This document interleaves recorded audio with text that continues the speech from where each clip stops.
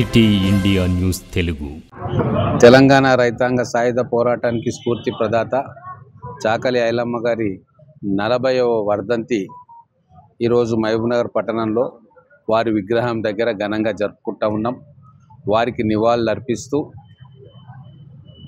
వారిని గుర్తుకు తెచ్చుకుంటూ వారి చూపిన ధైర్య సాహసాలు నిజాం నిరంకుశ పాలన నుంచి విముక్తి పొందడానికి లక్షలాది మందికి ప్రేరణ ఇచ్చిన తీరును మళ్ళొకసారి గుర్తుకు చేసుకుంటూ తెలంగాణ రాష్ట్రం ఏర్పడ్డ తర్వాత మా కాంగ్రెస్ ప్రజాప్రభుత్వం వచ్చిన తర్వాత చాకలి ఐలమ్మ గారి గుర్తుగా మహిళా విశ్వవిద్యాలయం పేరును వీరనారి చాకలి ఐలమ్మ మహిళా విశ్వవిద్యాలయం అని చెప్పి నామకరణం చేసుకొని భావితరాలకు చాకలి ఐలమ్మ గారి పేరు ఎప్పుడూ చిరస్థాయిగా ఉండేటట్టుగా తెలంగాణ ప్రజలందరికీ కూడా వీరి కంట్రిబ్యూషన్ గుర్తుంచుకునే విధంగా మా ప్రభుత్వం కార్యకలాపాలు చేస్తూ ఉంది.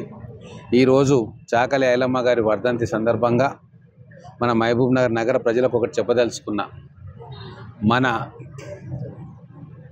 ఆడపిల్లల్ని చదివించుకోవాలి. మనం ఈరోజు పోరాటం చేయడం అంటే మంచి శిక్షణ గట్టిగా కొట్లాడి నిలబడి చదువుకోవడమే ఒక గొప్ప పోరాటం.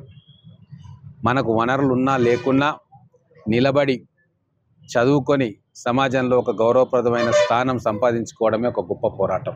సో ఈ పోరాటంలో ఆడపిల్లలందరూ కూడా ముందుండాలి. వాళ్లకు కావాల్సిన సదుపాయాలు మేము మా ప్రభుత్వము అన్ని రకాలుగా ఆదుకోవాలని చెప్పి నిర్ణయం తీసుకున్నాం. అలాగే నా వరకు నేను మన చాకలి ఐలమ్మ స్ఫూర్తిగా ఆడబిడ్డలు ఆల్రెడీ 100 మంది ఇంజనీరింగ్ విద్యార్థులకు ఉచితంగా ఇంజనీరింగ్ చదువు చెప్తామని చెప్పినాం. దాంట్లో ముఖ్యంగా బడుగు బలహీన వర్గాల వారు ఈ అవకాశాన్ని సద్వినియోగం చేసుకోవాలి. దాంట్లో ముఖ్యంగా ఆడపిల్లలు సద్వినియోగం చేసుకోవాలని తెలియజేసుకుంటూ నా సంఘం సోదరులకు మా రజక సోదరులకు కూడా చెప్తా ఉన్నాం. మీ కుటుంబాలలో చదువుకుంటున్న పిల్లలు పేద విద్యార్థులు ఉంటే ఖచ్చితంగా వాళ్ళు ఇంజనీరింగ్ చదవాలన్న కోరిక ఉంటే వారిని నా దగ్గరికి ఇమ్మీడియట్గా తీసుకురండి.